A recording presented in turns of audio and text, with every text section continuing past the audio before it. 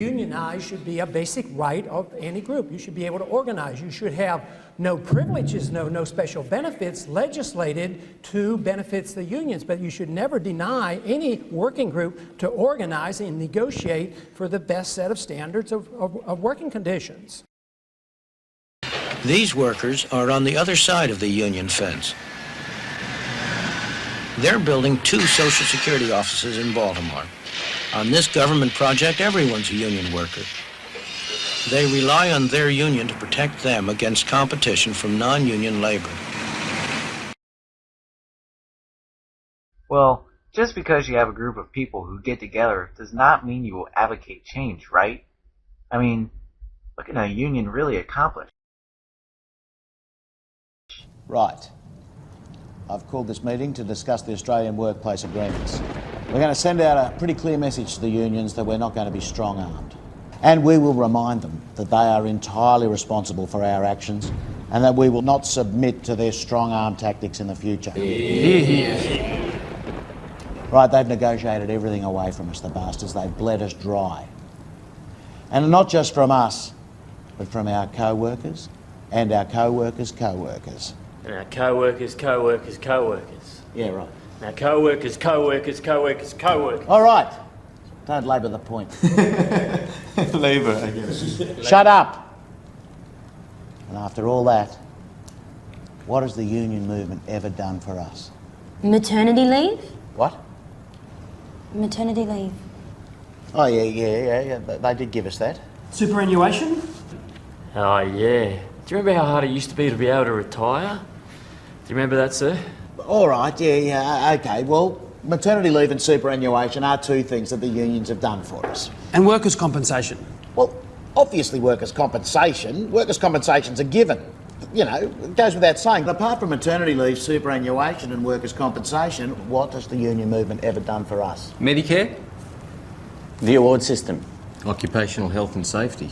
Paid annual leave? Oh, yeah. Yeah, we never would have got that without the unions, sir. And they certainly drive a hard bargain. Only ones that can do it, really. Okay. But apart from maternity leave and superannuation, workers' compensation, occupational health and safety, paid annual leave, Medicare, the award system and collective bargaining, what else has the union movement ever given us? Our pay increases.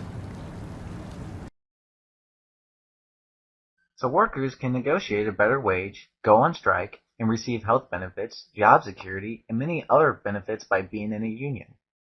So how is this affecting the companies that have unions? The staff restaurant in the Department of Housing and Urban Development in Washington, D.C. These people are eating subsidized food. Like all civil servants, federal workers get extremely generous fringe benefits. They have also had an incredible degree of security. It's been almost impossible to fire a civil servant. In January 1975, a typist in the Environmental Protection Agency was so consistently late for work that her supervisors demanded she be fired. It took 19 months to do it, and this incredible 21-foot-long chart lists the steps that had to be gone through to satisfy all the rules and all the management and union agreements. This is really a typical horror story is what it amounts to. And it shows the number of steps you got to go through. The process involved the girl's supervisor, his deputy director, his director of personnel operations, the agency's branch chief, an employee relations specialist, a second employee relations specialist, a special office of investigations, and the director of the Office of Investigations. This veritable telephone directory, need I add, was paid with taxpayers' money. And the real problem is, in the United States, it's only the exceptional worker who's going to do that, because employers have made it very clear in this country that they will do anything to prevent workers from unionizing, up to and including illegally firing workers. Walmart's opposition to unions was led for decades by labor lawyer John Tate, who after his retirement proudly recalled at this company meeting in 2004 what he said was his favorite phrase. Labor unions are nothing but blood-sucking parasites living off of the productive labor of people who work for a living. You see, the company wants to hear new ideas. For instance, the people greeters in our stores who make customers feel welcome, that was an associate's idea. It sounds like employees, associates, they're listened to. And without going through union politicians. Of course not. You see, management recognizes our associates. We know that our associates' ideas are good. Associates even came up with suggestions about our work schedules. And they use some of them right away. Russell, you know of any union that works like that? Of course not. All unions work at is taking a cut out of my pay. Yeah, take your money and spend it to help in political campaigns. You help people I don't even vote for. We would have heard more from our 4 associates at Walmart, but unfortunately, they were fired for talking too much during work hours. Good thing they weren't part of a union. But back to serious topics. Some businesses sometimes require their employees to be part of a union, regardless if their employees want to be in one or not. This union may have union fees, which can be taken from part of your salary.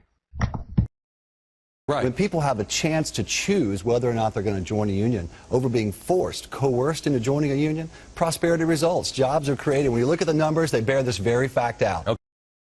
When you look at the increase in jobs, the right-to-work states are exploding. 39% job growth, 39%, the union states, 29%. Yet unions are the ones that are supposed to be creating jobs, right? The reality does not bear that out. So one has to jump through loops to get anything accomplished in a union. Businesses are trying very hard to stop you from forming a union, and it is more productive to not be forced into a union. Can there be anything else that would discourage one from joining a union? It's written into the labor law that, and internationally, that workers have a right to strike. But the judges have looked at that and said, you have the right to strike, and we can't take that away, but we've decided that you can be permanently replaced. So you're not fired, you just lost your job permanently. Permanent replace means we can hire scabs, keep them, and you can stay out as long as you like. Unions have impacted how Americans work. They have given us many of the benefits we probably take for granted today. So here we are, back to the original question. Are unions good or bad? Well, I will let you decide that one for yourself. That's the beauty of living in a democracy. If you don't like the way something is, you can try to change it. I will leave you with Friedman and his thoughts